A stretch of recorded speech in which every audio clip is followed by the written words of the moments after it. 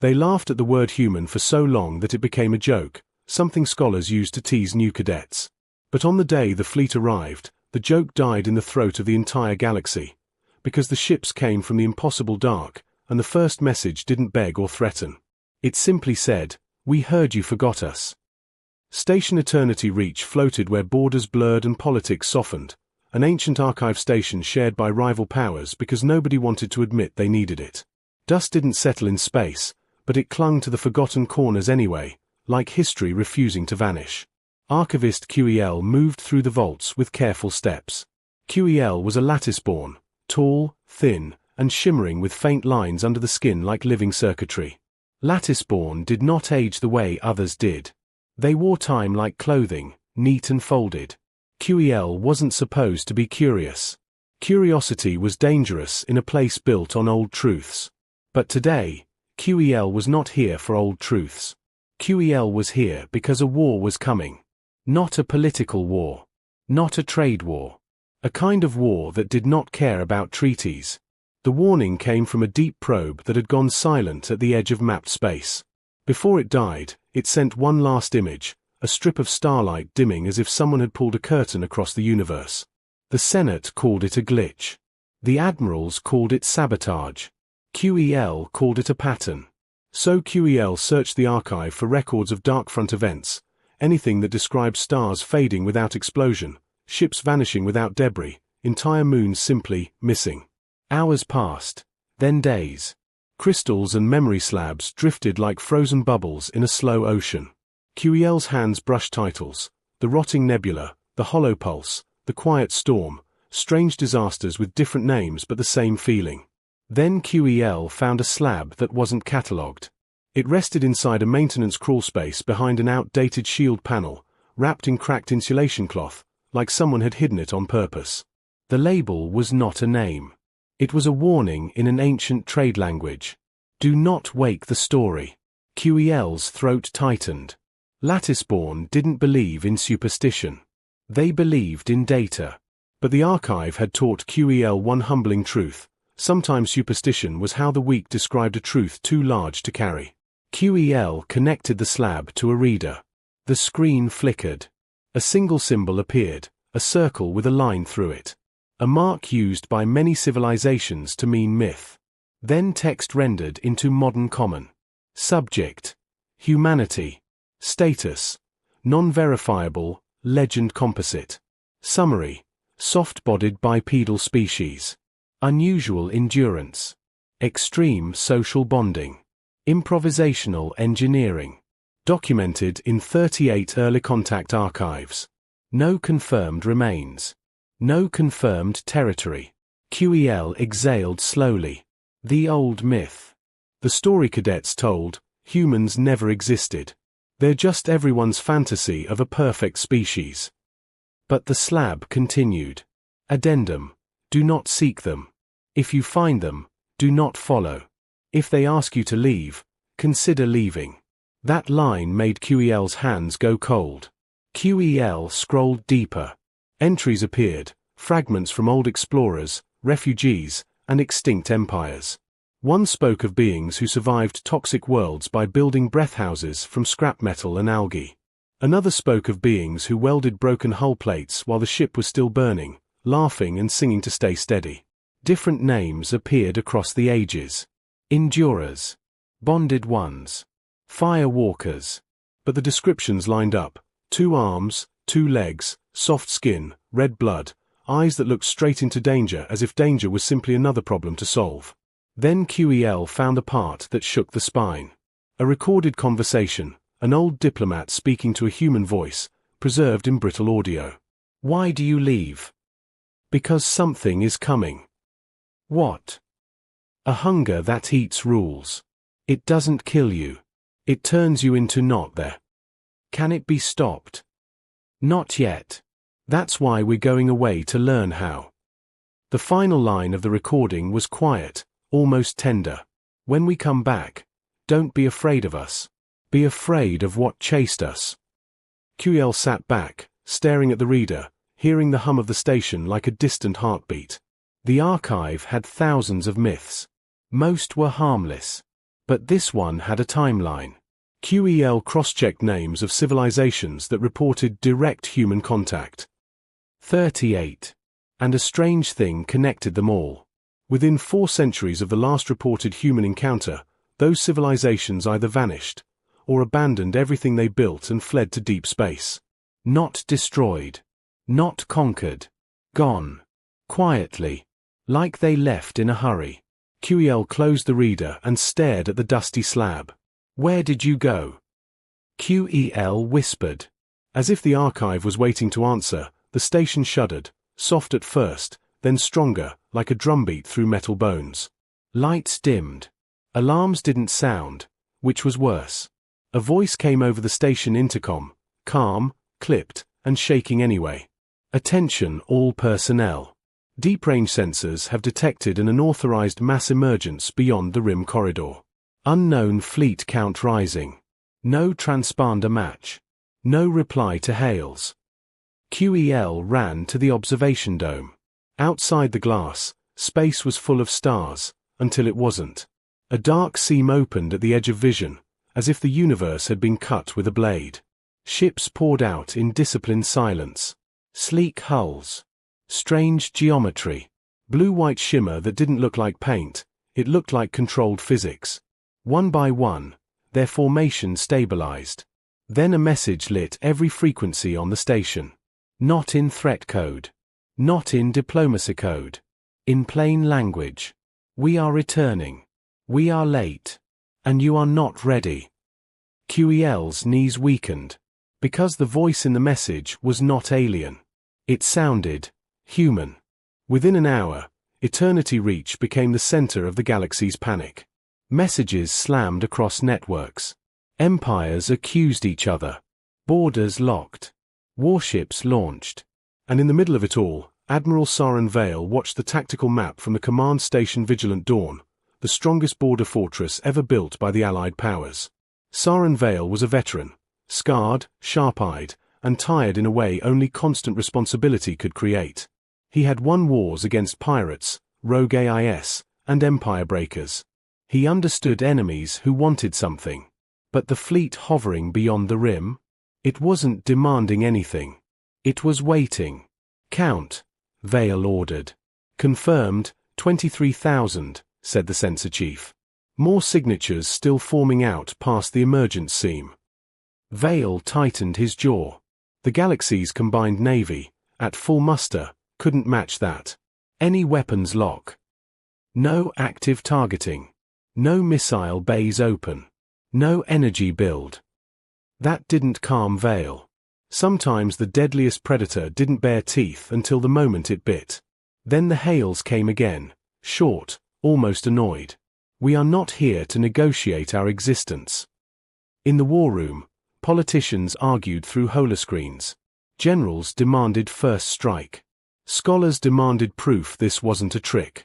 Vale listened, silent, while watching the fleet. Then a single ship separated from the formation. It was smaller, still large by ordinary standards, but tiny compared to the giants behind it. It approached with surgical precision toward Vigilant Dawn's docking corridor. Permission to fire, the tactical officer asked. Vale thought of the archive report sent by archivist QEL minutes earlier, ancient warnings, a returning myth, and a threat that eats rules. He made a decision that would define his life. Hold fire, Vale said. Open Bay 7. We meet them like we still want to live tomorrow. The ship docked without a single audible clang, like it belonged there. The hatch opened, and 3 figures stepped out. They weren't armored beasts. They weren't glowing energy beings. They weren't metal gods. They were soft-skinned bipeds, breathing without assistance, walking with calm confidence as if they'd done this 1,000 times. A human woman led them, short grey hair, simple dark uniform, eyes the color of warm earth. Her face carried age like a medal. She raised one hand, palm outward, a gesture so old it felt carved into instinct. Admiral Saren Vale, she said in perfect common. I'm Commander Mara Kestrel, external envoy for the Terran diaspora. The word hit the room like a gravity shift. Terran. Human. Vale kept his voice steady through sheer discipline. You're real. Mara's expression softened, almost amused. We never stopped being real. You stopped looking. Vale didn't know what to say to that. Mara continued. We're not here to conquer your worlds. The politicians on the holo immediately began speaking, accusing, demanding. Mara waited until the noise died under its own weight, then spoke again, quietly, and somehow louder than shouting. We left because something followed us. It destroys civilizations without battle.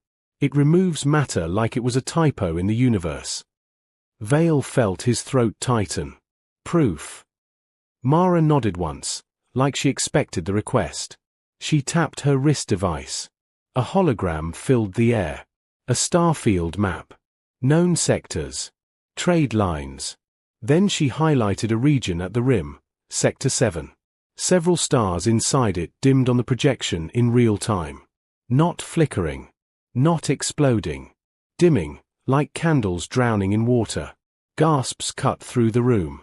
That's a sensor trick, a senator snapped. Mara looked at the senator with a kind of patience that felt almost sad. Your own probes are already dead. Your own stations are already blind. You just haven't admitted it yet. Vale's sensor chief whispered, stunned. Admiral, long range confirms. We just lost contact with relay station Cora. It went quiet 10 seconds ago. The room chilled. Mara's voice stayed steady. We call it the null.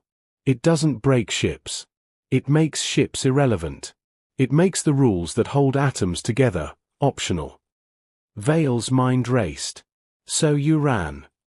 We retreated, Mara corrected. Then we built. And we learned. We had to become the kind of species that could look into a hole in reality and say, no, not today. Vale stared at the human fleet through the station window, silent, waiting. And now, he asked. Mara's gaze shifted to the dimming stars on the hologram. Now the null has reached your doorstep.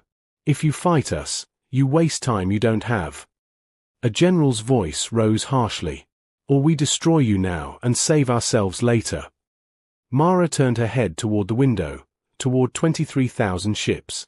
Admiral, she said softly, tell him to try. Vale did not like the confidence in her tone.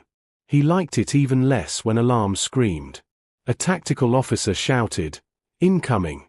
Hegemony strike group, 60 ships. They've jumped inside the perimeter. Vale spun toward the display. The Hegemony fleet appeared, weapons hot, broadcasting a single arrogant line. Unknown vessels, withdraw or be erased. Mara's face didn't change. But her eyes hardened. They're going to fire, Vale said.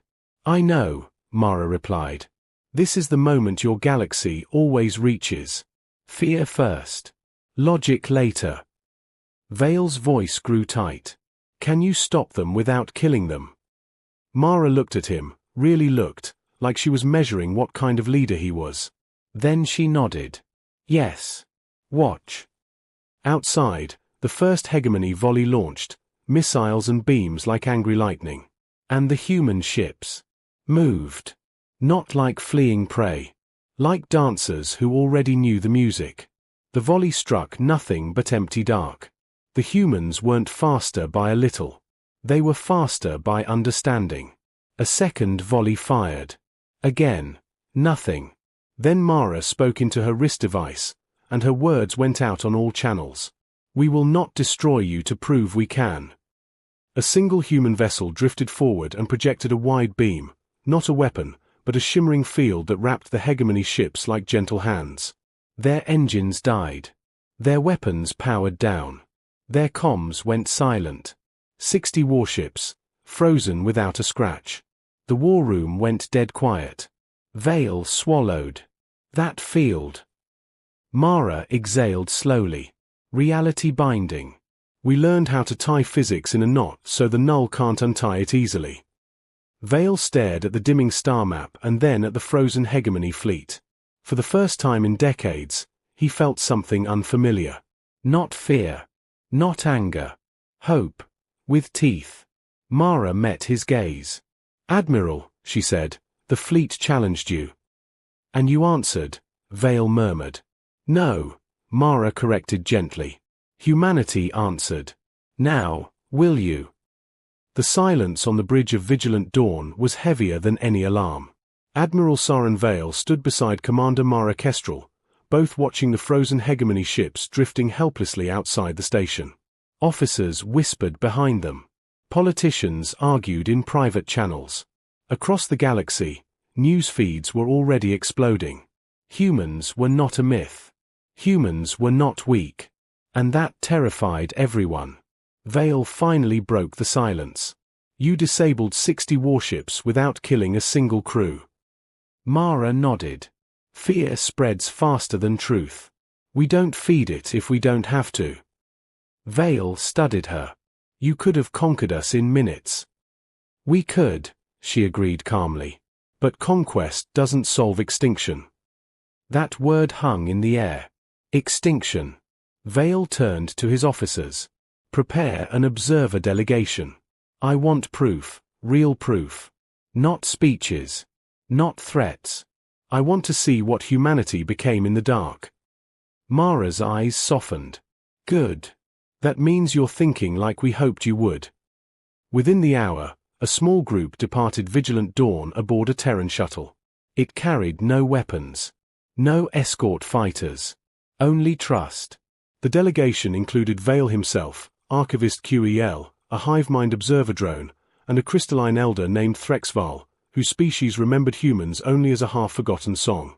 The shuttle slipped through space toward the human flagship, TDS Horizon Beyond. Up close, the ship felt wrong to look at. Its surface wasn't smooth or rigid. It shifted, subtly, constantly, like the hull was breathing. Light rippled across it, not decorative but functional, responding to unseen forces. This ship is alive, Threxval whispered. Mara, standing near the hatch, heard him. No. It listens. The docking bay opened without noise. No guards rushed forward. No weapons tracked their movement. Instead, the delegation was met by people. Not soldiers in armor. People. Humans of different ages and shapes. Some scarred. Some laughing quietly. Some clearly not human at all, tall insectoid figures, scaled beings, floating gas form entities contained in soft light fields. QEL's mind reeled. These species, they vanished from the archive records. They didn't vanish, Mara replied. They chose. The tour began.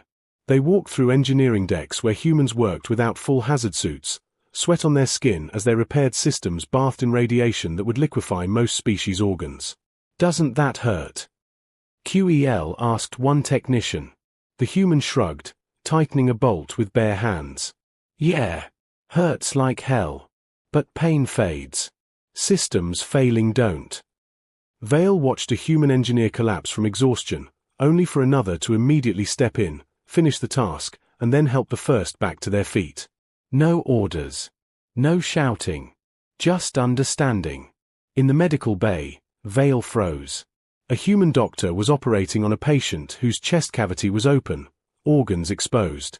The doctor worked for hours without pause, hands steady despite visible tremors. Our biology is stubborn, Mara explained quietly. Redundant systems. Backup pathways. We don't quit easily, not even internally. QEL leaned close to a medical display. This healing rate, it's abnormal. Mara nodded. That's what evolution does when your planet tries to kill you every season. But it was the residential decks that broke something inside Vale. Families. Not just human families. A human woman held hands with a crystalline partner. A scaled child sat on the shoulders of a laughing Terran man. An insectoid elder taught human children how to sing using vibration instead of sound. You didn't segregate them, Vale said slowly. We tried that once, Mara replied. It failed. Humans don't work that way. If someone survives with us, they become us. The hive drone spoke for the first time since boarding. The collective remembers now. The bonded ones were not symbolic. You merged civilizations. Mara smiled. We call it family. Alarm sounded. Soft, controlled. A human officer approached. "Commander, long-range sensors just updated." Mara's posture shifted instantly. Calm turned to sharp focus. "Show us."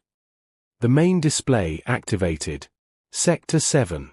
The delegation watched as a world flickered, then dimmed. Not destroyed. Unwritten. A moon vanished like it had never existed. Threxval let out a sound like cracking glass. That world held 12 billion. Mara's voice was steady but heavy. Past tense. Vale felt something inside his chest twist violently. "Why didn't you stop it?" Mara met his eyes. "Because this was the test." She turned to the display and expanded the data overlay. "This is the null. It doesn't attack. It replaces. It spreads where reality is weakest, fractured politics, unstable physics fields, isolated systems." QEL stared at the equations. "It behaves like a logic failure." "Yes," Mara said. "It unravels rules." She gestured, and a new image appeared, a human ship glowing brightly, pushing back a tendril of darkness. "We can't destroy it. But we can resist it. We reinforce reality, anchor causality, mass, energy, probability. We make the universe remember how to exist." Vale swallowed hard. "And the cost?" Mara didn't answer immediately. Instead, she played another recording. A human cruiser at the front line, light flaring brighter and brighter as it held the null back. Crew voices remained calm as systems failed one by one. "Anchor failing. Rotate positions. Send our slot coordinates to the next ship. Copy. Hold as long as possible." The ship vanished, slowly, light fading like a sunset. Silence followed. Vale's fists clenched. They knew. "Yes," Mara said quietly. "They volunteered." QEL's voice trembled. "You're dying, on purpose." Mara shook her head. "We're buying time. There's a difference." The delegation stood in stunned silence. Then the universe made the decision for them. A priority alert screamed across every channel. "Hegemony strike group, weapons hot, engaging Terran fleet." Vale spun toward Mara. "They're attacking you again." Mara's jaw tightened, not in fear, but disappointment. "Of course they are," she said. "Fear needs an enemy it can shoot." The bridge lights shifted to battle state. Humans and allied species moved in perfect coordination. Vale watched the tactical display as hegemony ships unleashed everything they had. And again, the Terran fleet flowed. Shots missed. Missiles curved uselessly. The humans didn't fire back. Instead, they moved closer. "This is a mistake," Vale whispered. Mara's eyes never left the display. "No. This is a lesson." She activated an open channel. "Hegemony fleet," she said calmly. "We will not destroy you. But we will not allow you to slow us down." Human ships surged forward, not aggressively, but decisively. Reality-binding fields flared. One by one, hegemony vessels went dark, engines off, weapons offline, crews unharmed and terrified. In less than 5 minutes, the attack was over. The galaxy had just watched its strongest empire rendered harmless without a single death. Vale exhaled slowly. "You just changed everything." Mara turned to him. "No, Admiral," she said. "The null did. We're just refusing to let it finish the job." Another alert cut through the moment. Long range. Deep rim. Multiple stars dimming at once. The null was accelerating. Mara straightened, authority radiating from her. "Prepare evacuation corridors," she ordered. "Alert all allied fleets." She looked at Vale and QEL, at the fear and awe on their faces. "This was never about whether you'd believe in us," she said. "It was about whether you'd stand with us." Vale met her gaze. And in that moment, watching worlds die and humans move toward the darkness instead of away from it, Admiral Saren Vale understood the truth the archive never captured. Humans weren't legends because they were unstoppable. They were legends because when stopping wasn't possible, they stayed anyway. The lights on the bridge dimmed as the fleet turned toward the spreading dark. And somewhere beyond the stars, the Null advanced, unaware that the galaxy had finally chosen not to run. The first evacuation ships lifted from the doomed world like sparks fleeing a dying fire. From the bridge of the horizon beyond, Commander Mara Kestrel watched them rise, long silver arcs against a sky that was slowly forgetting how to be blue. The planet below still looked whole. Oceans still reflected sunlight. Cities still glowed. Anyone looking from the surface would believe there was time. There wasn't. The Null is advancing faster than projected, reported a navigation officer. Anchor pressure increasing across all forward vessels. Mara nodded once. Rotate the line. Fresh ships forward. Damaged ships back. The human fleet moved like a living thing. Ships slid forward and backward with no wasted motion, no shouted commands. Each captain knew their place. Each crew knew the cost. Behind them, the conquered fleets hesitated. Admiral Saren Vale stood aboard his flagship, watching the tactical feed with clenched fists. His warships hovered uselessly, weapons armed but meaningless. Orders? His tactical officer asked quietly. Vale didn't answer at first. He was watching a human cruiser take the full weight of the Null's advance. Its hull glowed white-hot as reality strained around it. Alarms screamed inside the ship, but it held. "They're dying out there," Vale said hoarsely. "And we're doing nothing." "We can't hurt it," the officer replied. "Our weapons pass straight through." Vale turned sharply. "Then we stop pretending this is about hurting it." He opened a fleet-wide channel. "All conquered vessels," Vale commanded, voice steady and loud enough to cut through fear. "Form up behind the Terran line. You will not fire at the Null. You will protect evacuation corridors and human anchor ships. Anyone who refuses may leave now." No one moved. Then, slowly, one ship advanced. Then another. Crystal-hulled vessels slid into position, their resonance fields humming softly. Hive carriers adjusted formation, drones spreading like a shielded cloud. Old rivals flew side by side, bound by the same impossible choice. On the horizon beyond, Mara saw the shift. "They're joining us," an officer said, disbelief clear in his voice. Mara closed her eyes for half a second. When she opened them, there was relief there, but no surprise. "They always do," she said softly. "Once they see." The Null pressed forward. Space bent. Light distorted. A human destroyer at the front line shuddered violently. "Hull integrity failing," its captain reported calmly. "Anchor output at 40%. "Fall back," Mara ordered. Before the destroyer could move, a crystal ship surged forward, its hull singing, a sound felt more than heard. Its resonance field wrapped around the human vessel, reinforcing the anchor just enough. The destroyer slipped back, battered but alive. On Vale's bridge, officers stared in awe. "They're helping each other," someone whispered. Vale nodded. "They always were." The evacuation continued. Millions escaped. Then billions.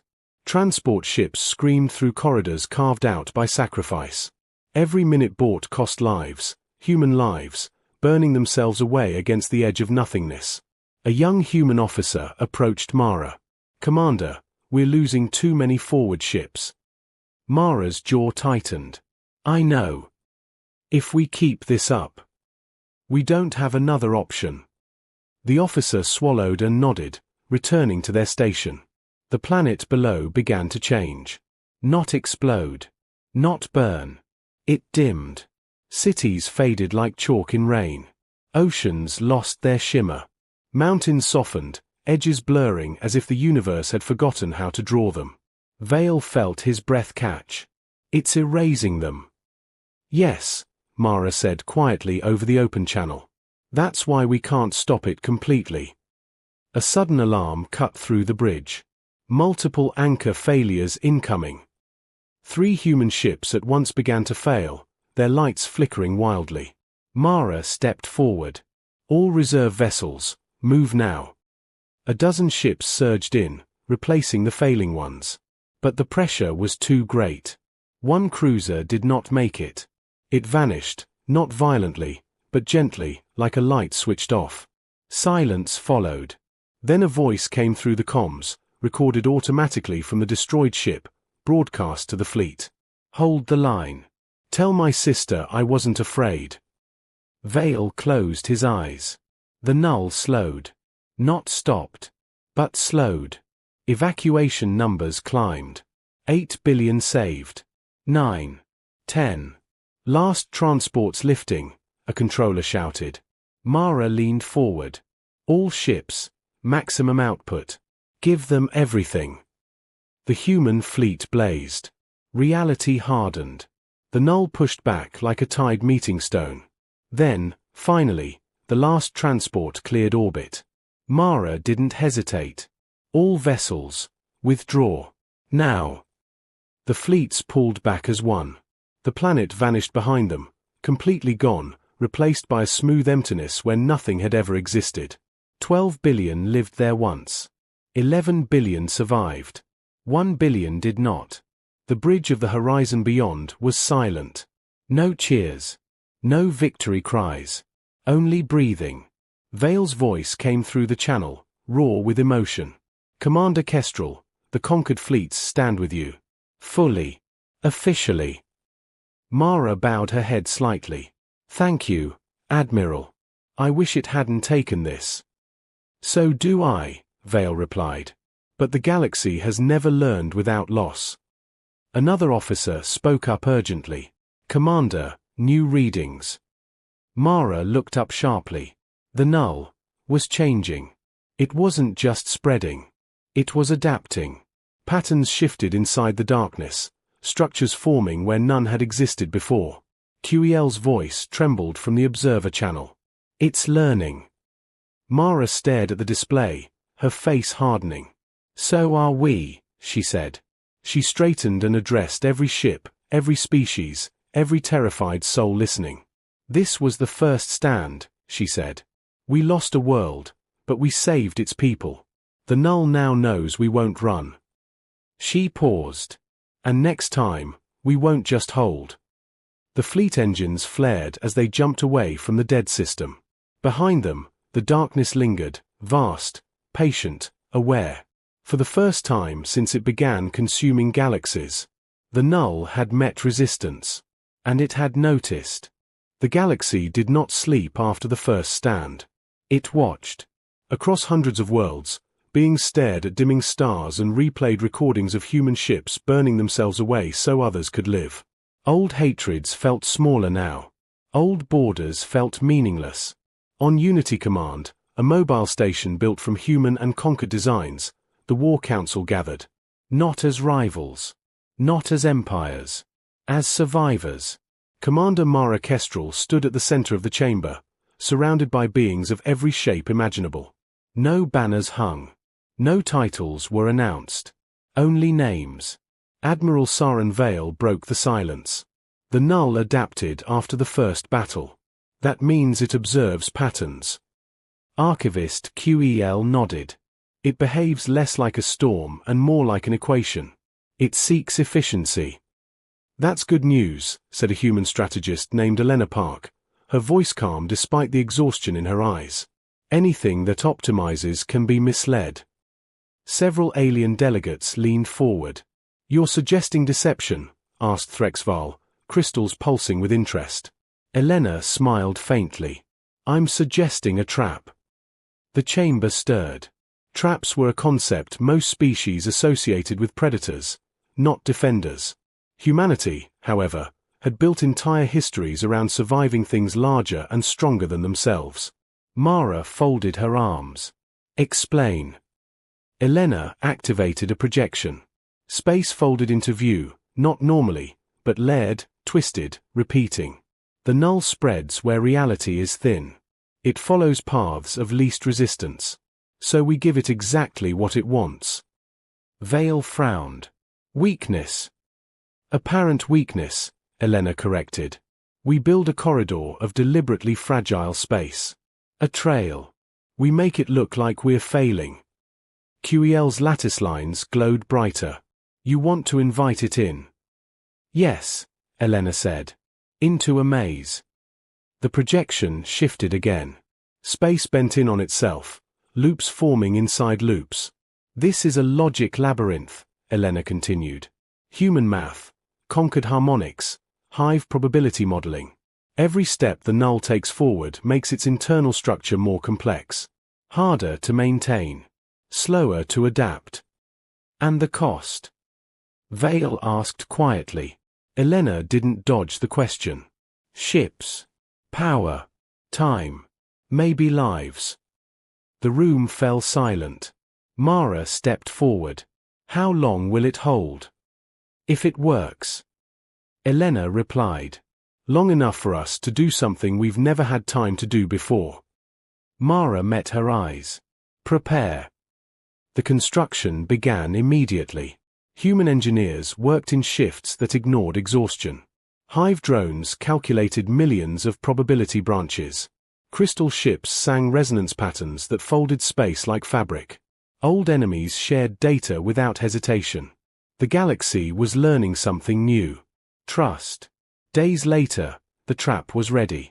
A corridor of weakening reality stretched across a dead system, broadcasting instability like a wound. And the null noticed. Sensors screamed as darkness flowed forward, faster than before, eager. It's taking the bait, Vale said, watching from the command deck. Mara's voice was steady. All ships to Phase 1 positions. The human fleet pulled back deliberately, anchors flickering, some ships failing just enough to sell the lie. The null surged into the corridor. Space twisted. Then slowed. Then twisted again. Inside the darkness, structures began to form, patterns of reaction, feedback loops folding back on themselves. It's stuck, QEL whispered. It's processing too much at once.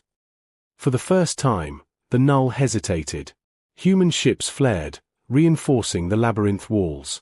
Crystal harmonics locked the folds in place. The hive adjusted patterns in real time. Cheers almost broke out. Then the darkness spoke. Not in sound. In data. In stolen echoes. A voice filled the chamber, layered and wrong, assembled from recordings pulled from destroyed worlds. You learn quickly. Every being froze. The voice continued. You are inefficient. You bleed time. Mara's hands clenched. It's conscious.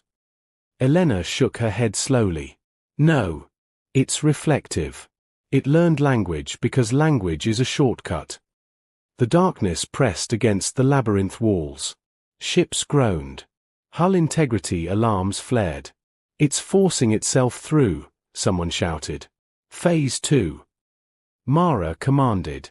Human vessels surged forward, not to block, but to change. They released anchor nodes, thousands of them, locking pieces of reality together like stitches. The null screamed, not in pain, but in overload. Systems across the fleet strained. Then one human ship faltered, its power collapsing faster than predicted. Ship Bright Horizon is failing, an officer cried. They won't make rotation. Mara didn't hesitate. Who's closest? A voice answered immediately.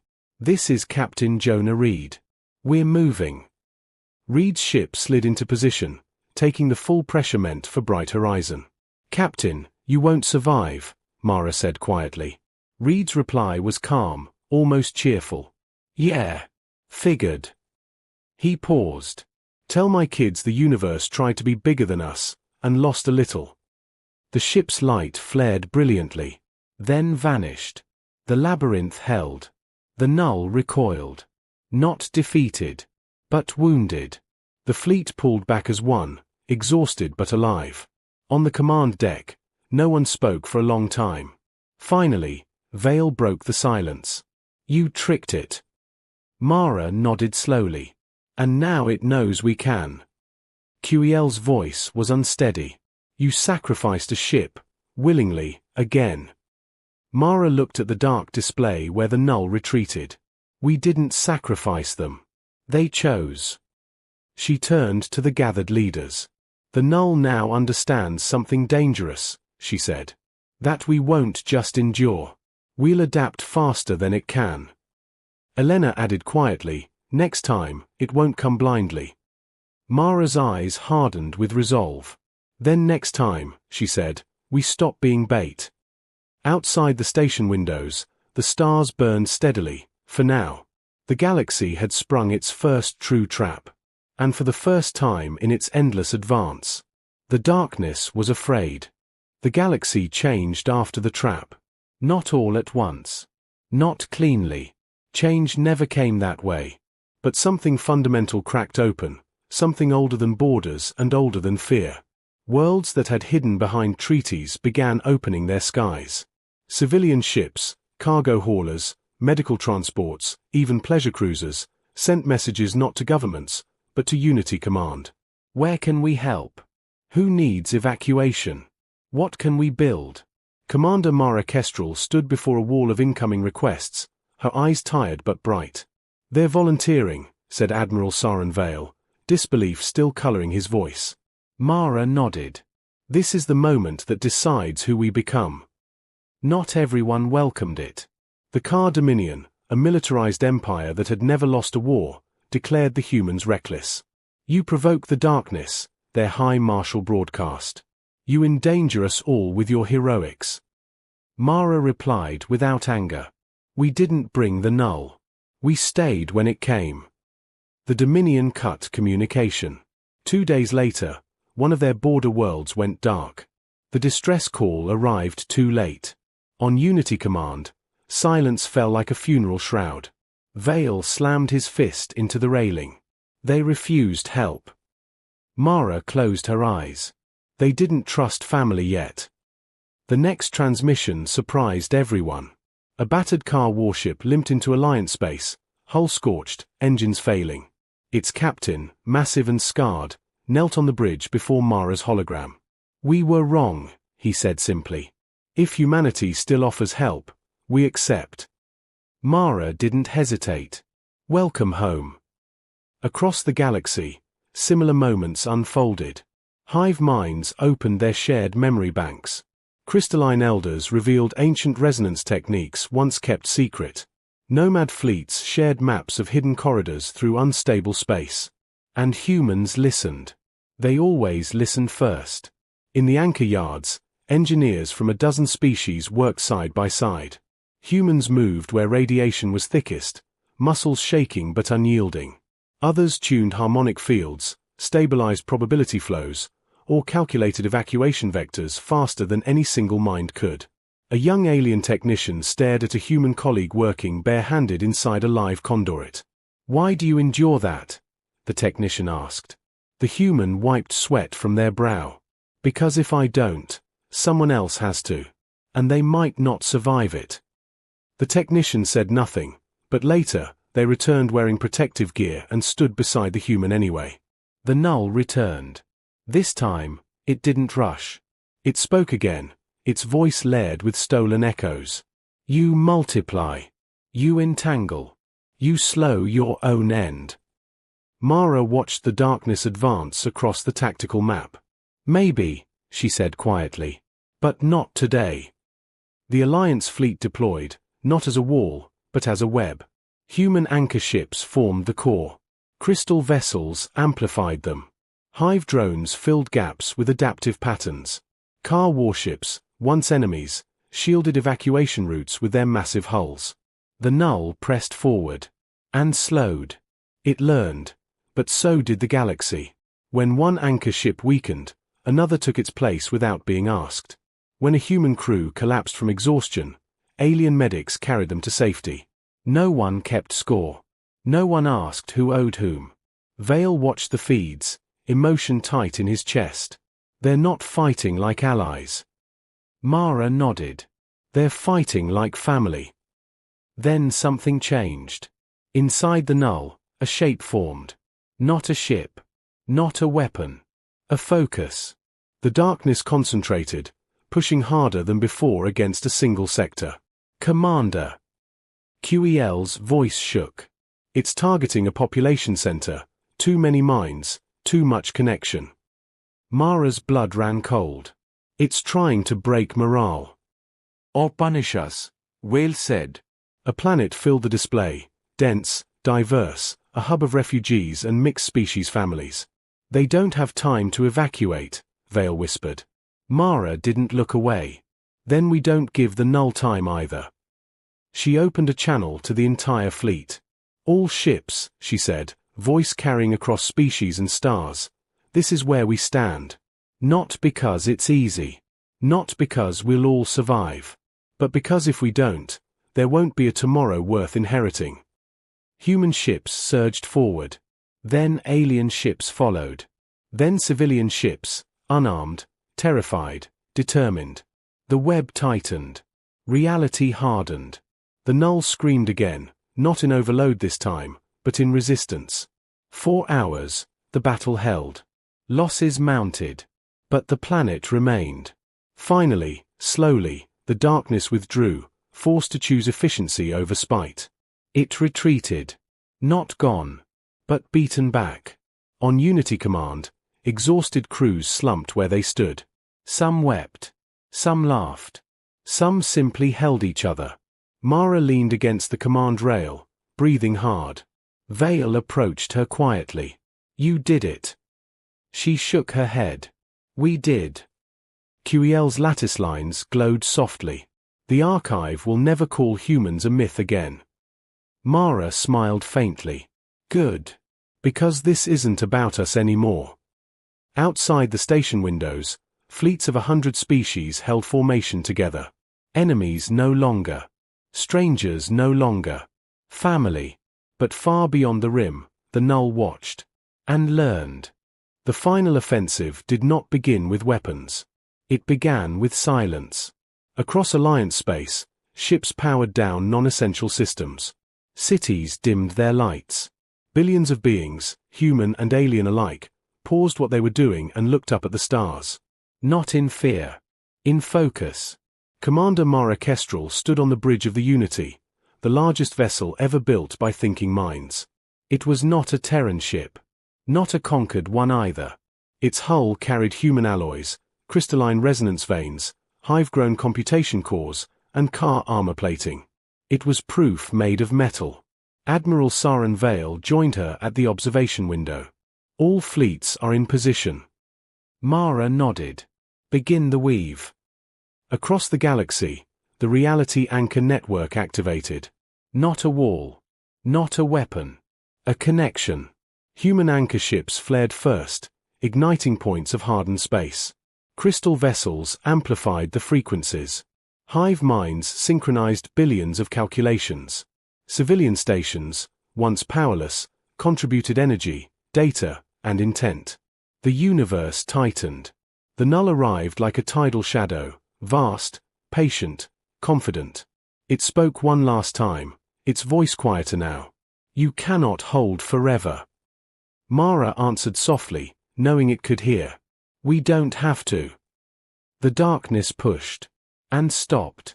For the first time since it began devouring galaxies, the null could not advance. It strained against the woven reality, against not one species' will, but many. Inside the network, humans did what they had always done best. They adapted. When one anchor failed, another compensated. When power dipped, civilians rerouted energy. When fear surged, someone spoke, told a story, cracked a joke, reminded everyone why they were here. A human engineer collapsed at their station. An alien medic dragged them back, hands shaking but steady. No dying, the medic muttered. We need you. The engineer laughed weakly. Fair. The null pressed harder. Space screamed. Stars flickered. Then, the darkness recoiled.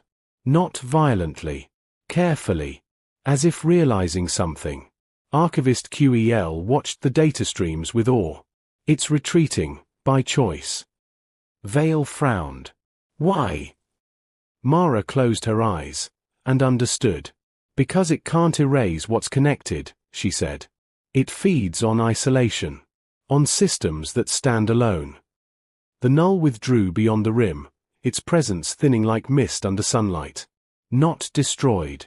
But denied. Across the galaxy, a sound rose, laughter, sobs, voices speaking 100 languages at once. The war was not over. But the ending was no longer inevitable. Days later, on Unity Station, representatives gathered, not to celebrate power, but to remember cost. Names of the fallen scrolled across vast displays: human, alien, known, unknown. Mara stood among them, no uniform now, just a simple jacket worn thin by years. Vale approached quietly. "They're calling you legends again." Mara smiled sadly. "They always do." QEL joined them. "The archive will record this as the return of humanity." Mara shook her head. "No. Record it as the day the galaxy learned how to stand together." Vale studied her. "You carried a secret through the void, didn't you? Something you never told us." Mara looked up at the stars, steady now, bright and unafraid. "Yes," she said. She activated a small projector. An image appeared: Earth. Broken. Scarred. Then another: human colonies lost long ago. "We didn't leave because we were strong," she said softly. "We left because we were afraid. Afraid we'd lose everything again." She turned to them. "So we learned something simple in the dark between galaxies." QEL leaned closer. "What?" Mara smiled, warm, human, tired. "That survival isn't about being the best. It's about refusing to let go of each other." Across the station, children played, mixed species, laughing without knowing what almost ended. Vale felt his chest tighten. The myths said humans were unstoppable. Mara watched the children. The myths were wrong. She looked back at the stars. "We stop all the time. We fall. We fail. We grieve. But we always get back up, together." The galaxy would remember the fleets, the anchors, the battles against the dark. But the truth was quieter. Humans were never legends because they were invincible. They were legends because when the universe tried to erase everyone, they chose to stay. And they taught the galaxy how to stay with them. The stars held. The light remained. And the story continued.